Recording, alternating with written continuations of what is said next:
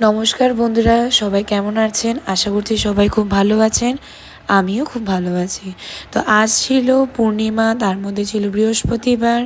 তো প্রত্যেক দিনের মতন করে আমি ভগবানদের সেবা যেরকম বৃহস্পতিবার করে দিই, আজও আমি সেরকম দিলাম। যতটুকু পেরেছি ভগবানদের জন্য ভোগ রান্না করেছি, তাদেরকে ভোগ ভক্ষণ করেছি। আপনারা আজকে কি কি করেছেন অবশ্যই আমাকে জানাবেন। আর আমার ভিডিও আপনাদের কেমন লাগছে সেটাও কিন্তু কমেন্ট করে আপনাদেরকে জানাতে হবে। তবে একে একে সব ভগবানদের স্নান করিয়ে নিয়েছি, তাদেরকে সজ্জিত করে সাজিয়ে নিয়েছি। কি অপূর্ব লাগছিল।